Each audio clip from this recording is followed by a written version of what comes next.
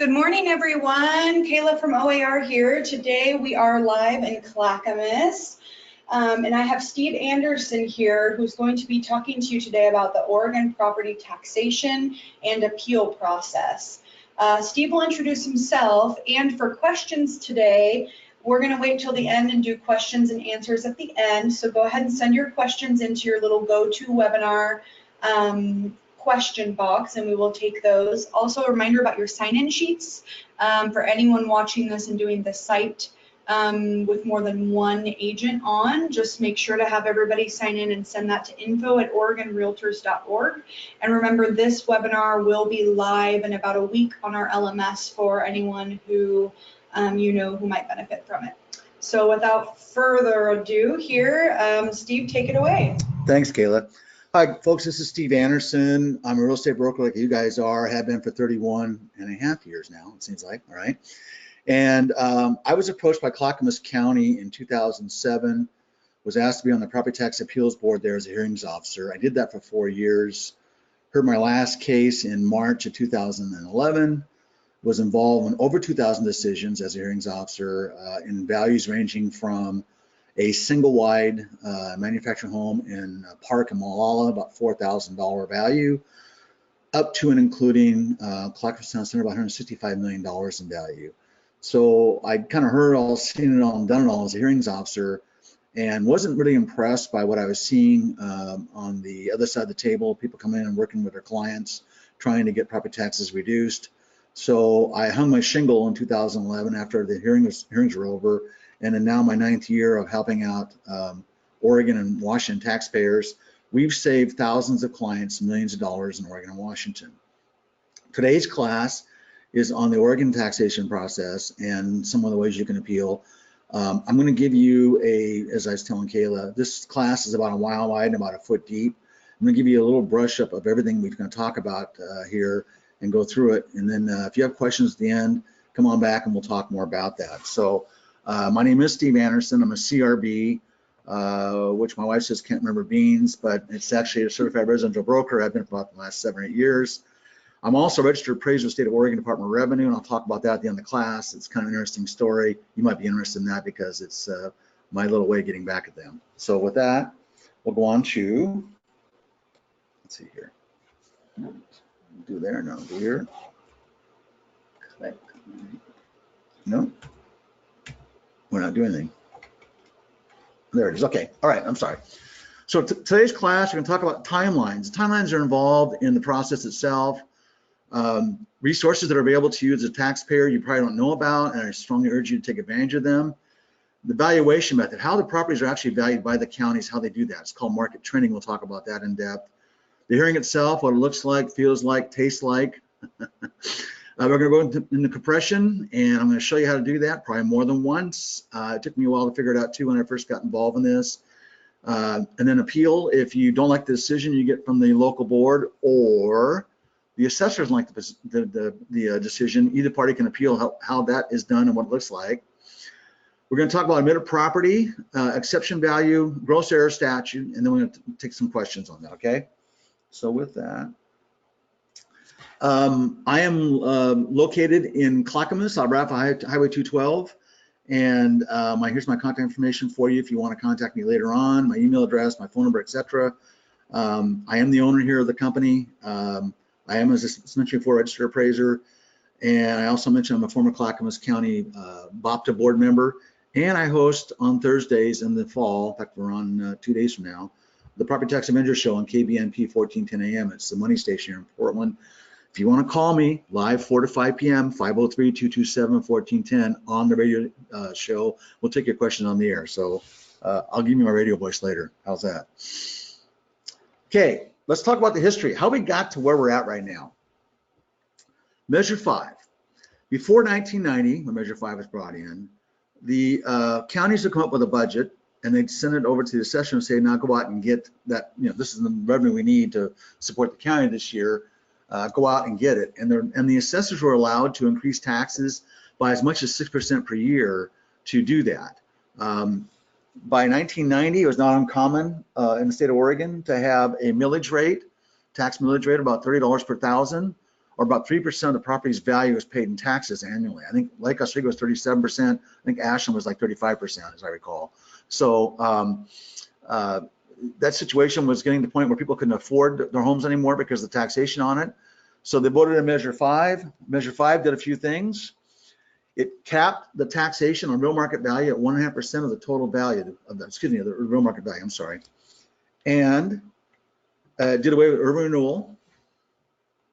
And it can create compression because when you have a limit, the RMV limit on the property through Measure 5, it can create compression if the local jurisdiction, the voters there have gone ahead and supported bonds and levies over and above the Measure 5 limitation. So, and we'll get into that a little bit later. The problem with Measure 5 was, well, there's more than one problem, but it was voted in 1990 and it was phased in over a 3-year period. So what happened was the actual impact took place in 1994. The other issue is that if you're familiar with our market back then, the market was increasing. We were finally getting into a positive market. And so people were seeing their real market value go up and their taxes supposedly were going down, but some cases they weren't, because the situation was, as the values were increasing, the taxes were decreasing, the tax rate was decreasing, but the problem was the taxes pretty much stayed the same. So by 1996, people were paying at or above, in most cases, their 1990 tax bill. They voted in Measure 47, which, if you recall, was overturned by the Oregon Supreme Court. And so they kicked it back to the legislature, the Supreme Court did, and created Measure 50 in 1996. Measure 50 is a compromise bill, if you will. It's a committee of 91 people. It was the legislature plus Bill Sizemore. So if you know anything about committees and creating stuff, it's kind of usually looks like sausage being made. It's not a very good situation. But what happened here was Measure 50 created a second value called the assessed value. So from 1957 on, Oregon assessors have been required to assign a real market value to every property, every tax account in the state of Oregon. In 1996, the second value was created called the assessed value. And what they did was, in the bill, was they froze the real market value for 1 year. So let's say that in 1995, that the property had a value of $100,000 real market value. Actually, 96, I'm sorry. They would go ahead and freeze that to 1997, another $100,000 again, and then reduce by 10% the real market value to create the assessed value, which is 90 grand. So what happens is, after 1997, the real market value follows the market trend for that neighborhood, that area, if you will. The assessed value goes up by 3% per year, supposedly. Okay, it can go up actually more than that or less than that, depending on what happens. But 3% is the magic number. And most of you out there, your taxes, your property taxes, are based off the assessed value. So it also created, removed the inspection requirement. So physical inspection requirement. Before 1996, statutes required the assessor to physically reassess all properties every 7 years on a cycle. That's now gone away. And it changed the appeal process from Board of Equalization to Board of Property Tax Appeals. Board of Equalization, which is what Washington and California do, if my value of my property is higher, my taxes are higher than my neighbors next door, and we have the same property, same square footage, same year built, same quality, same lot size, then I would talk to the Board of Equalization. They would either lower my taxes or raise theirs, or maybe a combination of the two. Under BOPTA, Board of Property Tax Appeals in Oregon, you are in there basically challenging the real market value to hopefully create a savings on the taxes. Let's see what's going on here.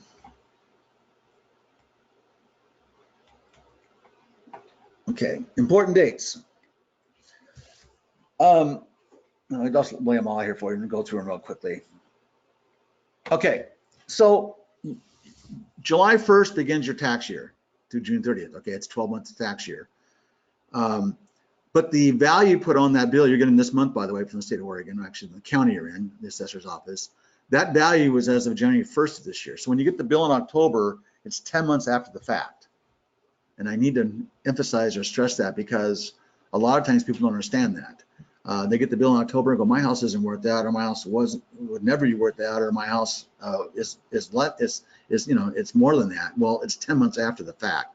So The tax year runs from July 1st to June 30th. The bill is based upon a value as of January 1st. Third week of October, which is next week, is when the bills are actually mailed to you. They actually start mailing, I believe it's tomorrow.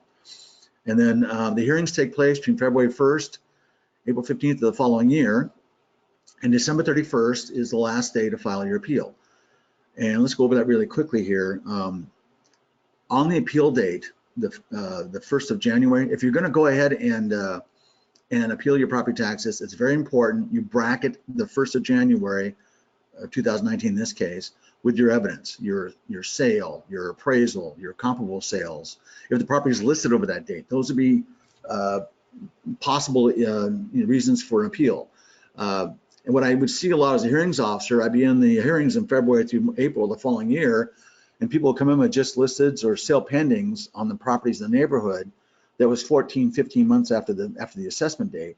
I will tell you right now that virtually is no board out there that will listen to anything over a year old as far as evidence goes. In fact, the closer to the assessment date, the more stronger the evidence is. So I'd strongly recommend or urge you to, if you're going to pull comps and or appraisals and or sales, that you try to refer, like I said, a bracket that January 1st date of 2019. And you can use those dates either side of that. So you can bracket either before or after the actual date itself. Most appraisers will only give you values after the date and then do a time adjustment. The boards actually allow for adjustments either way. And then on December 31st, that's the last day you can file. Let me tell you, one of the problems I ran into, the first hearing we had every year as a board in the 1st of February was we considered defective petitions. We'd have 35 or so a year. It usually was a couple hours to hear through these petitions. And most of them were late mails. They're mailed after the 1st of January. They were postmarked that way. We had some that were mailed to the wrong address, and this is very important because if they go to the wrong address, the county different offices are not required to give them to the VOPTA clerk. So let me give you some examples. When I was in Clackamas County, we had a few mailed to the courthouse. They didn't make it to the VOPTA clerk. We had a few mailed to the assessor's office, which they used to just walk them across the courtyard. They don't do that anymore. We had a few mailed to the jail. Interesting there. I didn't really understand that one. My favorite one, though, we actually had one mailed to the county morgue. And I don't know what maybe that was a protest. I don't know. But anyway, if you're going to go through the effort and do all that and get all your evidence together, please send it to the right location. If you don't know what that is, if you go on the Oregon Department of Revenue's website, they have an address for all 36 counties. So I strongly recommend you go there as your resource and get it there. And you can either hand deliver it or mail it to the VOPTA clerk in your county, as long as it's postmarked by December 31st, I should say. So I hate to have you go through all the effort. Like I said, we had about 35 a year where we would just throw them out and say, come back next year and get the right address or get the right date, if you will. So it's very important that you do that in a timely manner. Let's see, that's going on right here. We go. Okay, next, I believe we had some add-ons you could pull up. If you look at one of them there, it's called different things in different counties. But this information that is available in every tax account in the state of Oregon is required to have this. And it's called different things in different counties. It's called a ProVal in Clackamas County. It's called a CHAR or Assessor's Characteristics Card in Multnomah County. It's called a Roll Report Card in Washington County. There's a locally. A lot of the counties statewide go by the word ProVal, which is 2 words. I've seen it called other things like in Jackson County and Josephine County. They call different things down there. But essentially, it is the data sheet on the property that the assessor has. It is public information. Let me say that again. It is public information. You have the right, now you got to pay a copying charge. You have the right to go in and pull this information on any tax account you want in that county, as long as you're willing to pay for the printing charges. I will tell you, as a matter of doing this all over the state of Oregon, that the assessor doesn't usually want to let you have this. They want to interpret it for you. What are you looking for? We'll help you with this. No, get a copy of it, because it's everything they know about the property. If you're going to fight an appeal with the county, wouldn't it be nice to know their information they're using? Okay. And then also you might find on there or not find on there things you know about your property. You might not want to have an appeal because you might have square footage on it they don't know about. You might have improvements on it they don't know about, etc. And so you don't want to, kick that lying dog, so to speak, you know what I'm saying here. So, but I strongly recommend you get this, and you can pull it on any property you want. Just for your information, if you look at the one I've given you here, this is a property over in the Woodstock neighborhood. It's 2 pages. This is pretty much, you know, evidentiary of what's available on this information. On the first page, we have up in the upper right-hand corner there, we have like the last 7 or 8 years of real market value signed by the assessor. You see across the top in the middle there, in 2000, they have notes on it from the assessor. In 2000, there was some exception value. We'll talk about that later in the class here, what exception value is. You'll notice down below on the left corner there that it's that the square footage on the property is rated 3P, which is the class grade of quality. 3+ would be the one here. And then the second page is the sketch of the property, the footprint, if you will. It's a box with a front porch on it. You guys can see that. It's in Southeast Portland. Now, to show you, as I mentioned earlier, you can get anybody as you want, any information you want on this, as long as you're willing to pay for it. I got this from Multnomah County. It's a CHAR. And you notice the owner's name are Dan Little and Catherine Brown. Well, Catherine goes by Kate. You might know her. She's the governor of Oregon. I got the governor's house here in Southeast Portland, okay? So, by the way, don't mess with me, okay? Just let you know that, right? All right. So that's available to you. I think you really want to get this information if you're going to do this, because it tells you what they know about the property, okay? And you need to know what their basis is for evaluation. So that would be very important.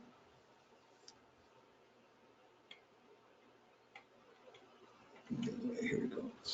Information on this available, as I mentioned before, sales amounts and dates. Usually the last 3 or 4 sales are on there, depending on how old the property is.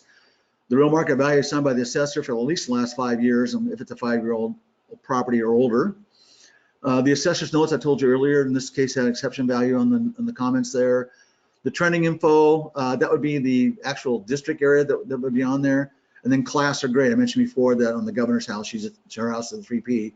I think Mahonia Hall, her house in Salem, might be a little higher than 3P as far as class goes. Just let you know that, okay? So, and then if you're in Multnomah County, actually a lot of this information is available to you on Portland Maps. If you go into Portland Maps on the assessor tab, look there, it'll tell you what the actual class is. It'll mention 4P or 4N. 4N's 4 minus, 4P's 4 plus. And it'll give it to you by the actual floor level, the upper level, the main level, etc. So if you're in Multnomah County, you have the advantage of going to Portland Maps and getting some of this information, not all of it. And there it is there. That's the property we talked about. Okay, appeal rights. So who can actually appeal their property taxes? Anybody that can prove they pay taxes on the property can appeal. I mentioned before that one of the hearings I had as a hearings officer was Clackamas Town Center. Very interesting case. We had the county at $165 million in value. We had 3 different parties appealing. We had 12 of the tenants were appealing because part of their lease was based upon a prorated property tax. We had the owner of the property, General Grove Properties at the time, was appealing. And then they were in bankruptcy court, and the bankruptcy trustee was appealing. So we had 3 different parties appealing one tax account. And the statute's very clear on this. You have 1 hearing per account per year. We had 26 people show up for this hearing. We had accountants, appraisers, and attorneys show up. 2 of the parties are suing each other, which is an interesting conversation took place in the hallway prior to the hearing. And we went out and told them, look, you have 15 minutes to talk to us on this. We recommend you bring in the strongest evidence you have and the strongest presenters. And because we were in 15 minutes, we weren't able to talk to 26 people. It just wasn't going to happen. So they sent in 4 people with, I kid you not, a hand truck with 4.5 feet of paper on it. And in 15 minutes, tried to convince us that they were asking for like 133 or something million for evaluation. Actually, the interesting story was the 3 parties disagreed. We had 3 different requests for the value that they're asking for. And as a board, we had 15 minutes to make a decision on roughly about $500,000 a year in taxes. And I'm a good reader. I'm a fast reader, but I can't read through 4.5 feet of paper in 15 minutes, maybe a half of an inch or something like that. But anyway, we decided to move it on. And I'll show you later how that works to the magistrate court and have them decide it there. But yeah, that's what happened there.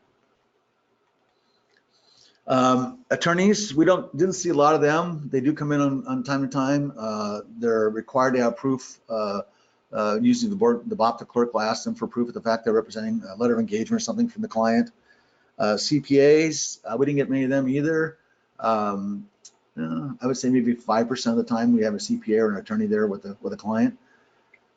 Real estate brokers, you guys are allowed by statute to do this. However, I want to warn you, you might want to talk to your principal broker, because your errors and omissions usually doesn't cover you for this. You're putting a valuation on a property, and you possibly are increasing the property value and increasing the taxes to the client, which means you're not technically enhancing their financial situation, and your UNO doesn't typically cover you for that. I have UNO, it does.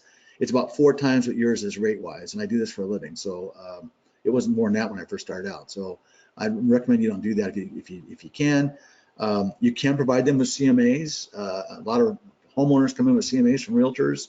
Once again, I'm going to recommend that if you do that, though, that you use time, as I mentioned before, bracketing the assessment data, etc., because it was not rare to have a homeowner come in with properties from their CMA, if you will, from a realtor, where they had stuff that was over a year old. So don't do that to your client.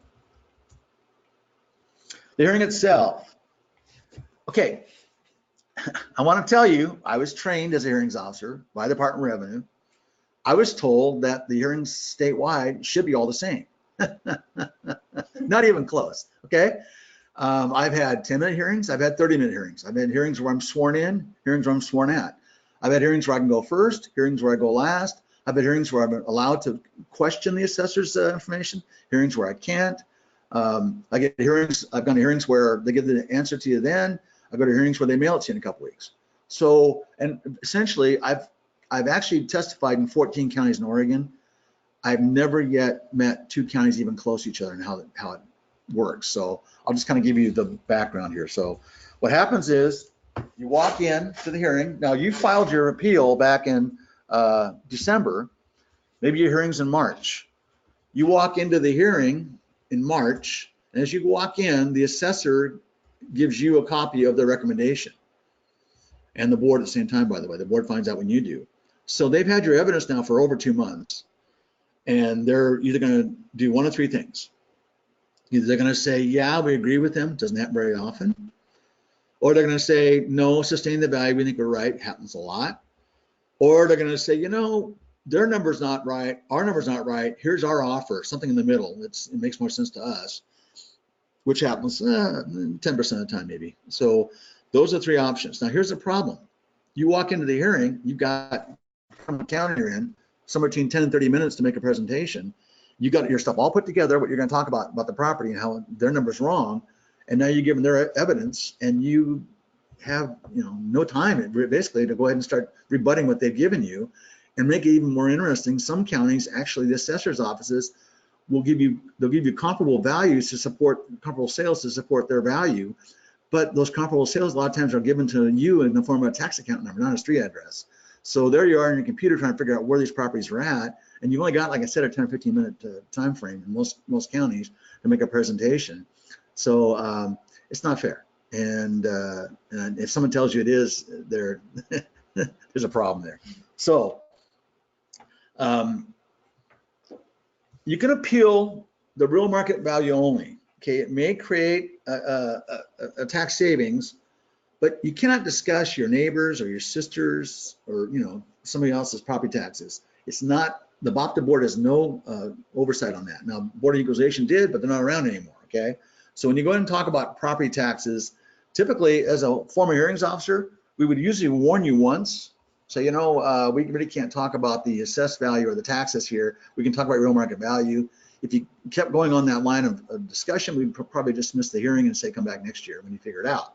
So, because I got news for you, as a hearings officer, we're on a very short timeline. We're on these, 10 or 15 minute hearings, probably 40 a day, and we're always behind schedule. So when someone comes in and wants to argue about taxes, that's usually a short hearing, and then we get kind of caught back on track again. So don't do it to yourself. A lot of time. You have 15 minutes in Clackamas and Washington counties. You have 10 minutes in Multnomah County. I've had as much as 30 minutes in Clatsop County, depending on what county you're at. It varies. Results in Clackamas and Washington counties, and most counties in the state of Oregon, you'll get the verbal decision then, and then about a week later, a board signed decision. That's when your appeal process starts, when you get a signed document from the county. Multnomah County, bless their hearts, mails it to you in about 2 weeks. So Multnomah County, when we do this, we go in for blocks of time, or days of time, if you will, with the counties. Last year, Multnomah County, I think we had like 4 days, 3.5 days blocked out for hearings. We presented like 160 accounts to the county. I had no idea until 2 weeks later in the mail what the decisions were. And believe me, it happens every year, by the way. And I sitting here with folks on the phone. What happened? What happened? I don't know. I don't know. I'll let you know when I know. Okay. So, that's how it happens here locally. Most of the counties out in Oregon that I've dealt with usually give you a verbal while you're there. So that's very important to at least know what the direction is there, and what the board's going to do. Okay, we got to compression. Here's the fun part. In the handouts, let's see if it's here. I got it here, I'm sure. Yeah, there it is. Okay, Measure 5 allows for taxes based on 1% of the assigned real market value for all government and 1/2 of 1% for all education.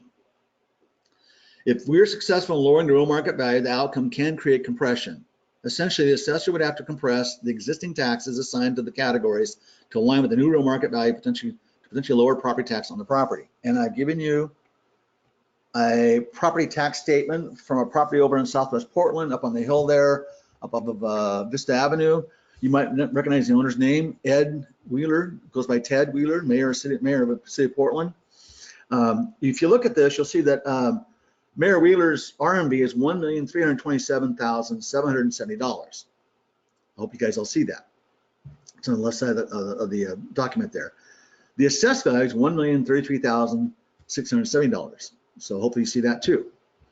We pulled, in fact, we just settled a case in Multnomah County on a property literally around the corner from this one this year. And on Mayor Wheeler's property, I found 9 sales comparables that I come up with a value of just under $1.2 million, like 1.18 is what it was, 1.183, I think it's 1.183 is what it was. So if I was able to convince the assessor and or the BOPTA board that the real market value assigned by the assessor in this case was incorrect, it was too high, and got them lowered, so let's say $1.2 million. Let's say we agree to $1.2 million as the value, okay? Then what has to happen is this. You go over to the right side of the tax statement, you guys see education taxes of $6,638.85. Hopefully you see that. Under Measure 5, they're only allowed to attach 1/2 1% for education of the new real market value. Remember, we agreed on $1.2 million. So that education total will now be $6,000. That's 1/2 of 1% of $1.2 million. I just compressed out $638.85 of the mayor's tax bill. Below that, the next category below, general government taxes of $13,277.70. Once again, that is also affected by Measure 5. No more than 1% of the real market value can be paid in property taxes. The new real market value is $1.2 million. 1% of that's $12,000. We just compressed out $1,277.70 out of the mayor's tax bill, okay? I could do this on his property. Will he call me? Probably not. But in this case, we saved the mayor about $1,900 in property tax through compression. You probably want me to do this again, don't you? Usually you do. Okay, I'll go through it one more time. Under Measure 5, it allows for all taxes, Measure 5 allows for taxes based on 1% of the property based on government and 1/2 1% of the RMV for all schools. If you're successful in lowering the real market value, that outcome can create compression. Essentially, the assessor would have to compress the existing values assigned to those categories to align with the new real market value, potentially lowering the property tax on the property. And once again, the mayor has a 1.327.770 RMV. We and the county agreed to a $1.2 million valuation. If you look over the education taxes of $638.85, that is now $6,000. We just compressed out $638.85 there. And under general government taxes, $13,277.70 is now $12,000. We just compressed out $1,277.70 there, saving the mayor about $1,900. You can probably have questions about this one. Email me later. How's that? Okay. We have one comment from someone. Okay. That says, I am a county appraiser and broker, and my managing brokers have been split on allowing me to do this. They don't like me signing a power of attorney documents. Mm-hmm. we have a letter of engagement, and it is your E&O carriers will probably get involved in that. So that's your company decision, I guess. I really can't weigh in on that. Just I'd let you know that, yeah, my E&O is a lot more expensive than you guys is because I do. All right. Okay, so you go to the hearing and you get a decision you don't care for. Or the assessor goes to the hearing and they don't like the decision that you got. What now? Well, either party can appeal. The appeal goes to Oregon Tax Magistrate Court. You have to file within 30 days of the written decision. That's 30 calendar days. Remember, I told you before that if you get a verbal decision, they'll mail you something in the mail signed by the board. That date on that decision starts your 30 days. And it's 30 calendar days, not 30 business days. I get people calling me every year. I got this thing about a month ago. Well, no, you got it 5 weeks ago. And guess what? You're out of luck till next year. You have to be able to prove that you're aggrieved. What's that mean? Well, the value you're requesting, real market value you're requesting, has to create at least $1 in tax savings. If you can't prove tax savings at all, $1, then the court will bounce it out. And there's a filing fee of $281 you have to pay to the tax court to get it filed. Well, by the way, if the assessor files against you, they don't pay a fee. Isn't that fair? Okay. If they file an appeal against you, you pay a $281 answering fee. If you file an appeal against them, there's no answering fee to the county. So who wrote these rules? I wonder. Anyway, so there's a little different format here when you go through this. And by the way, the magistrate case is a de novo, which means that you start all over again as far as evidence goes. You can bring new evidence if you want. You're not stuck with what you brought in front of the BOPTA board. You also have a lot more time. In a BOPTA hearing, as I told you before, you have somewhere between 10 and 30 minutes. In a magistrate case, you have at least 3 hours. Well, I shouldn't say it. The minimum trial is 3 hours. You have like an hour and a half to present your side of it. So when we get ready for magistrate cases, we spend a lot more time on our end getting ready. We can spend 3 or 4 days easily getting evidence put together for something like that, versus more like 3 or 4 hours to do a BOPTA hearing. And here is the actual pyramid, the appeal pyramid. BOPTA, Board of Property Tax Appeals, is lower. If you don't like that, about 1% of the people in BOPTA actually appeal to magistrate. If you don't like the magistrate decision, you can actually file to Oregon Tax Court. And then if you don't like the Oregon Tax Court decision, you can file with the Oregon Supreme Court. And by the way, there's a little known law here, statute. Oregon Supreme Court has to take all property tax appeals that go that high. Now, let me tell you why you don't probably want to do that. The BOPTA hearing is relatively inexpensive, short in time, etc. And I don't charge as much for a BOPTA hearing as, and I suppose my competitors don't either.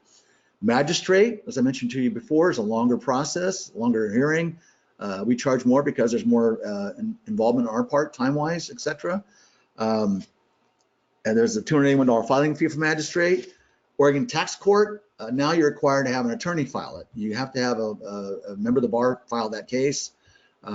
Those start about $10,000 in legal fees and go up from there. And if you come out of Oregon Tax Court and want to go to the Supreme Court, I got news for you. It's at least 100 grand in legal fees to go to Oregon Supreme Court. It's a lot longer process. I've seen cases take as long as 3 or 4 years to make a decision on. And I'm not going to slam attorneys here, but if you're spending 4 years with an attorney, you're getting billed decent money, okay?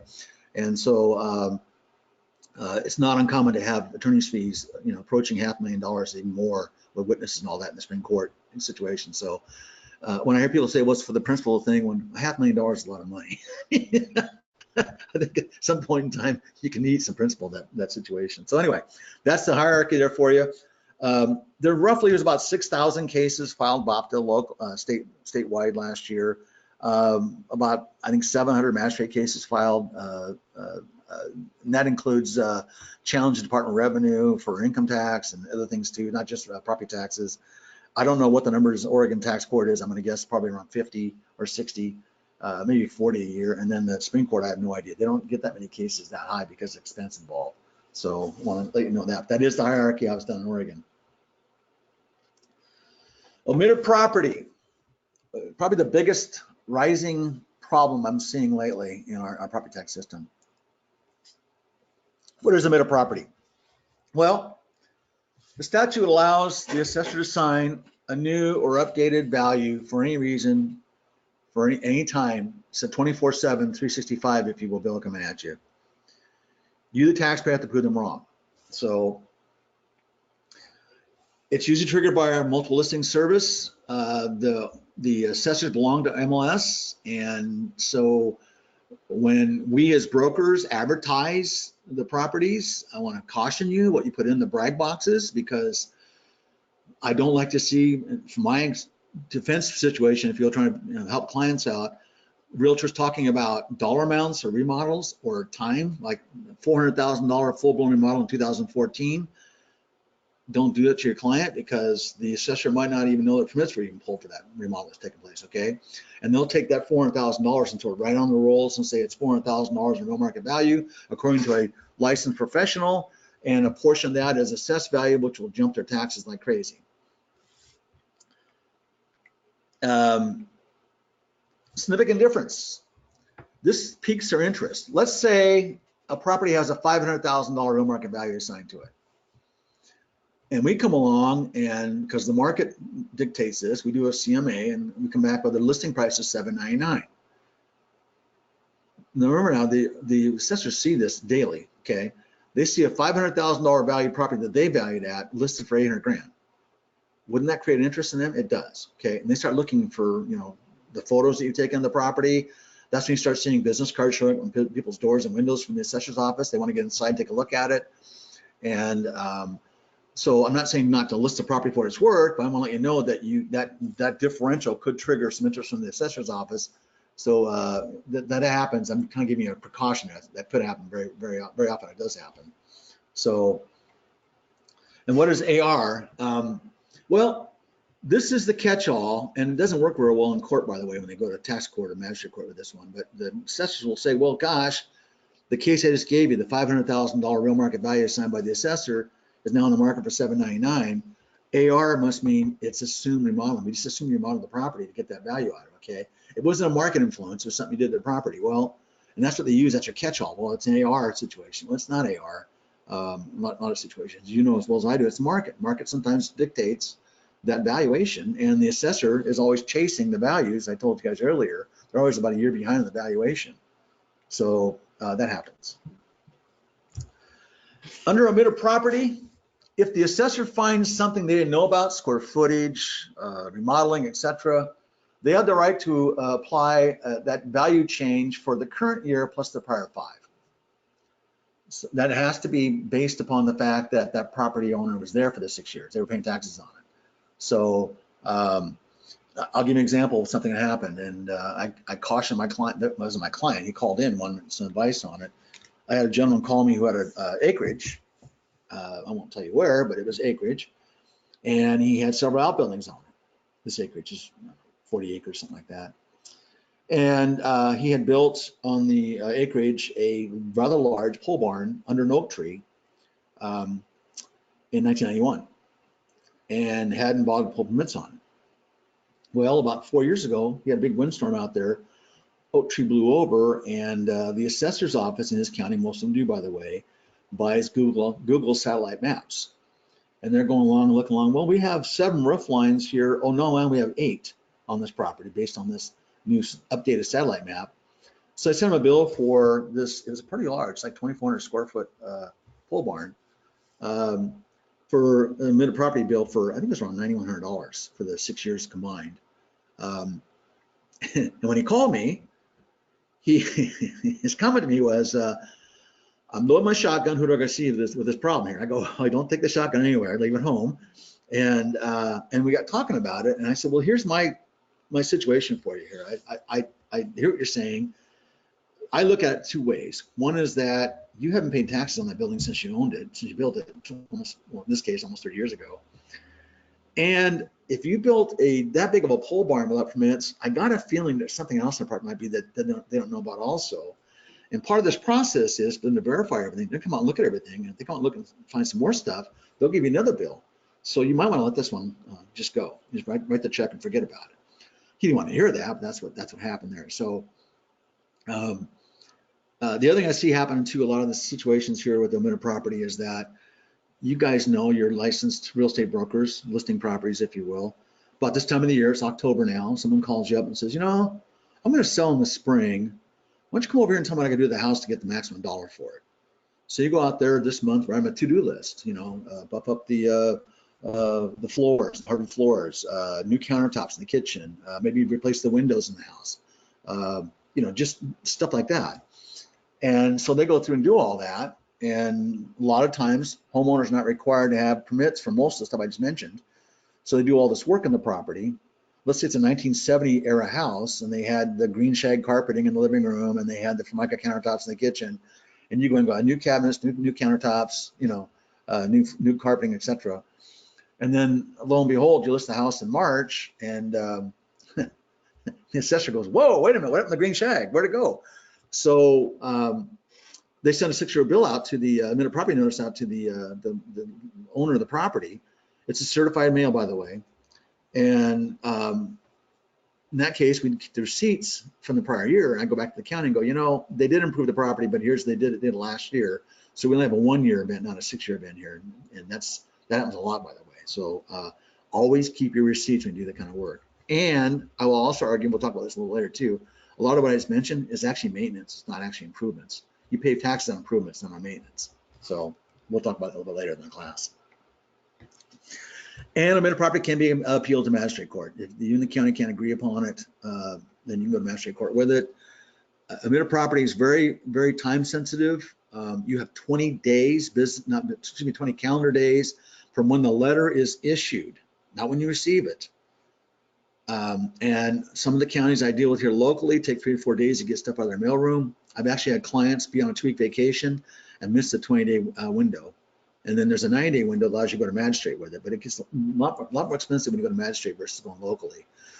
In the 20-day period locally, if you notify the county you're contesting the value, that usually freezes the 20 days until you have a meeting with them, and that also involves a physical inspection of the property by the county. So be careful what you're asking for, because they will be out looking for stuff to do on the property to justify their values they're looking for. Okay, exception value. This is a 1-year event typically. The assessor is required to put a property value on every tax account every January 1st. And I said every tax account. Now, properties don't pay taxes like churches, schools, parks. They still have tax account numbers and real market values on them, all right? So they're required to put values on everything out there. So let's say that you were talking to the client I just mentioned briefly a minute ago about having some work done, remodeling done to the property to get it ready for the market next year. Or you're building a new house and you start in October and you finish, let's say, March of next year.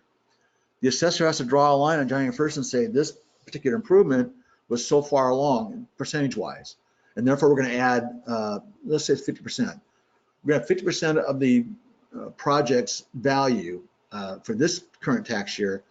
The other 50% will be an exception value for the following tax bill, okay? In fact, a lot of times it'll show up on your tax statement over in the right-hand column. Overall, they'll say exception value and then be a dollar amount. I want to caution you, this is a basis year. In basis years, what happens is the assessor is allowed to adjust the real market value and the assessed value to reflect what they perceive to be the improvement. Make sure that number is right, because the problem is this.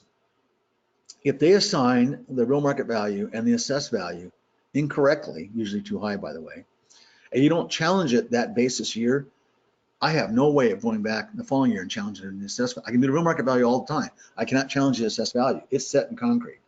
So if it's wrong, it's that whatever that number is, it's wrong going forward every year thereafter.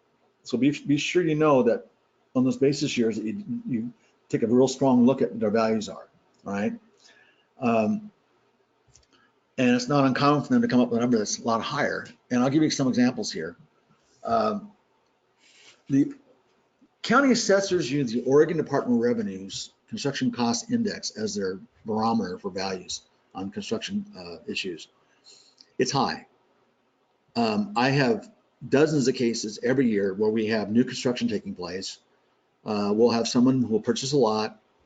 They'll take out a discretion takeout loan like in April. They get an appraisal for that. They go to the the lender, I should say, not the mortgage company, the lender in that situation.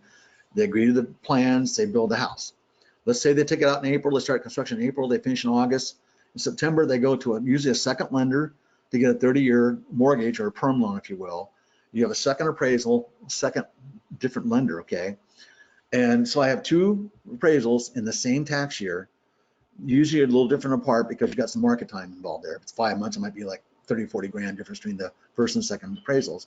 Let's say I got $800,000 appraisal in April and $850 in August on the same property, okay? So I have two market values approved by underwriting, the whole 9 yards.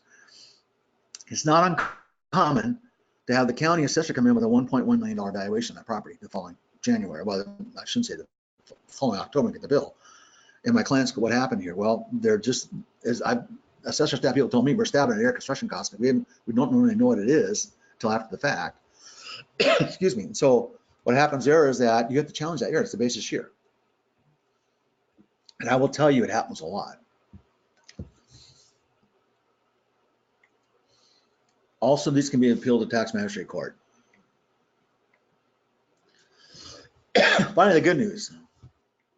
The gross error statute, ORS 305-288 states that if the real market value assigned by the assessor is 20% or more above the actual market value, you have the right to appeal for that current year plus the prior two.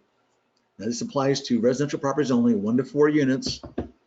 The state thinks that 4 units is residential. That's fine with me. That's what they do. So I've actually done a fourplex before. And it has to be 20% or more in any of those 3 years. It can be all 3 years or a single one of those 3 years, but 20% is the threshold to get you into the hearing, get you into the filing. It has to be filed in magistrate court only. One nice thing about these, well, not one nice thing about this situation, but you have to allow assessor access to the property. The court will require it. The assessor will request it, and the court will require it. If you're not going to live in the property, don't file the case because you're going to get thrown out and waste $281 to the state of Oregon. And nice thing about this is that if you prevail, the statute requires that the county pay you 12% per annum per year interest on the overpayment, not the refund. I don't know why they don't call it a refund, overpayment of taxes from when you paid them, not when we filed the case. So that can happen pretty fast. 12% per year is a pretty good rate of return. As I tell my clients involved in this, we do a lot of these cases, by the way. No, it's not a CD. You can't leave it there and get interest payments on a monthly or quarterly basis. They cut your check and they're done with you. And you can also, if you win, petition the court for court costs. So that's something relatively new in the last 3 or 4 years. We file a lot of these cases, and we have not had a hearing in tax court since the magistrate court since 2014, although I think we haven't gone later on this year with Clatsop County. So here's a check, example 1. This is an interesting case here. It's in Multnomah County, as you can see, and it's a 4-year event. And what happened was, interesting case here. The property was built in like 2011, 2012. It was built by a hotel builder as a residential property. And I have found through my experience that when commercial property builders build residential properties or vice versa, usually all kinds of construction problems. There was in this situation here. This house does not have corners in it. Everything's rounded off. It has the whole exterior stucco, hand applied stucco. It has a cantilevered in-ground pool off the back of it. It's a view property in Southwest Portland, and it leaks like the sieve. It has water everywhere. Had mold mildew issues. The homeowners had to move out for quite a period of time because they couldn't live there. They had health potential situations there, if you will. And they were actually suing the homeowner and the contractor in district court over this disclosure issue, if you will. And we filed a property tax case in magistrate court. And so I convinced the magistrate judge to go ahead and hold off on their decision till district court had their decision regarding the building defects, if you will, because my hands were tied. I couldn't get some evidence I needed for our hearing, and we were a lower court. I know the magistrates didn't want to make a decision and then have the district court be affected by that or vice versa. So that's what we did. So this is a 4-year decision. As you can see, the checks for like $114,000. If you see the breakdown here, there's what, $24,000 that was it was interest. By the way, I'm very popular at their house, just to let you know that, okay? And then here's one in Clackamas County to show you that I'm an equal opportunity abuser here. This situation here was a property in West Lynn, on the market forever, had a $60,000 a year property tax bill on it, and people were just looking at the house, loved the house, didn't want the taxes on it. They said, we're not buying the house because of property taxes. So they called me in November of 17, came into my office, actually met with them in person, and I said, we have two options here. One is that you can file for the 1-year appeal, or we can go for 3 years if you'd like. They had to go home and think about it. I don't understand that, but then they called me the next day and says, well, we think we want to go 3 years. Would that be the right idea? And I says, I don't know why you wouldn't go for 3 years. It's more expensive to do that, but you're gonna get more out of it. And so we were able to lower the taxes down and then create this $60,000 check you're seeing here in front of you. Now, one thing I want to mention to you also, on these appeals, these gross error statutes appeals, you have the whole tax year. You're not bound to the January 1st deadline. I actually filed one this year on July 2nd, because June 30th fell on a Saturday or Sunday, something like that. So I filed on the first working day after June 30th and got it in. So I love filing at the end of the year, by the way. And so you have until the end of the tax year. So a lot of times I'll caution clients, we can go to BOPTA with this, but you can also look at potentially going to magistrate with this on the 3-year appeal. Your options are, there's your two options there, and that's what we do. And we are very successful doing this. We've done, like I said, a couple hundred of these in the last 3 or 4 years and have not had a hearing. So we normally negotiate out of court. The judges know that. Magistrates tell the counties, hey, look, if he's filed, it's got merit. Why don't you guys settle this? And they understand something. The magistrates are trained in talking about Washington Square, US Bank Tower, Google Farm in the Dalles, HB Campus in Corvallis. They don't want to talk about a 3-and-2 ranch in Beaverton if they don't have to. I mean, if we file it, we pay the filing fee. They got to put it on our calendar, but they don't really want to do that. They want to, they want to have something more meaty than that, and that's what we're dealing with in a lot of situations. So, with that, I told you I'd get to this. Here we are. I am a licensed, registered appraiser through the Department of Revenue, State of Oregon. I have the same license as about 95% of the assessor staff people out there. Most of them don't have a fee license, okay? I want to make you understand that. Most of the assessor staff in the state of Oregon does not have a fee license. They have this license. It's what they call a workaround. If they had fee licenses and put values on some of these properties they'd have all kinds of problems with the appraisal board in the state of Oregon. They'd be fined up the what. And this is a workaround then. Now, having said that, I'm one of, I think, 3 in the state of Oregon that has his license, doesn't work for a government entity, okay? I'm required, as we are on the real estate side, to have CE hours. I just took a class in July, as a matter of fact, in Tillamook for a whole day with 41 people from different counties in the state of Oregon, Department of Revenue, et cetera, okay? I was the only person in that class that didn't work for a government entity. So I get to go to lunch and breaks these folks. We talk about revenue enhancement streams like omitted property, okay? We discuss things like that all the time. I am your fox in their henhouse. They don't care for it at all. They can't change it. And I learn a whole lot of stuff here. And what I'll tell you is interesting to me is that the staff, the appraisal staff, the assessor staff people like what I do, like how I do it.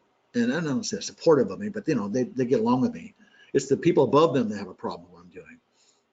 And it's interesting because Sharon Michaela here, in Oregon, I verified this with several of the assessors here. In Oregon, the average staff turnover in the county assessor's office is about 22% annually.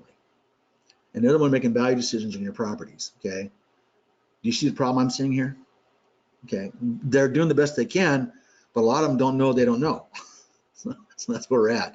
So no, I don't have a GoFundMe account for the Kevlar and the helmet for the classes and all that. I got accused that one time, but want to let you know that I'm out there doing this with them, and I think I actually went to one class one time in all the 8-9 years of doing this, where another person was there, didn't work for a government entity, although he used to work for assessor's office. He was retired. So, and I get asked a lot of questions from the people that are in these classes. So it's interesting, but we're out there.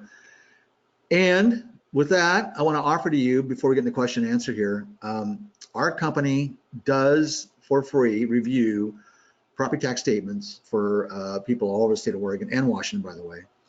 If you want to send your clients or your information to us, we'll take a look at it for free and get back to you. and tell us what our findings are, whether it should appeal or not. If an appeal is likely, we'll give you a ballpark, but the savings might be involved in all that. I want to qualify free review, okay? Single family dwellings, single tenant commercial. Don't send me a 45 unit apartment complex or an 80 unit, shopping center with attached leases and go, hey, figure it out for, bright eyes. I won't do that. I'll do it for free, but I won't do it for free. And we look at, and last year, just over 2,000 properties last year we looked at in Oregon in about 10 weeks. So we expect a lot more of that this year. But yeah, we'll be happy to do that for you. We want to be your resource regarding property taxes, any property tax questions. And I know the class today has been dealt with mainly residential. We do all of it. We've done commercial, industrial, land, forest land. We've done gravel pits, billboards. I mean, we've done it. So we've done historic preservation stuff, etc. We want to be your resource. Don't call the assessor, call us. We'll be happy to try to answer those questions for you. And like I said, 5 minutes or, on the phone, whatever you guys, that's free to you guys. So don't worry about that. But anyway, with that, do we have any questions at all, Kayla? We do have one. Can non-client representatives attend BOPTA hearing as witnesses at taxpayer request? There are public hearings, although Lane County has a problem. They don't have a big enough room. They won't let you in typically. But yeah, there are public hearings and you're allowed, you can go in and sit there today if you want, not today, but when they're there. I have a lot of people go in and will sit there for 2-3 days in advance of their hearing just to get a flavor of the board. And if you want to do that, that's possible too. So they'll ask you what you're doing there, but yeah, they are public hearings and you're allowed in them. So that answers your question. Perfect, that was it. Anything else? Well, folks, thanks for the time today, and hopefully you learned something, and I'll be happy to, like I said, help you in the future. With that, I wish you good luck, and we'll see you later.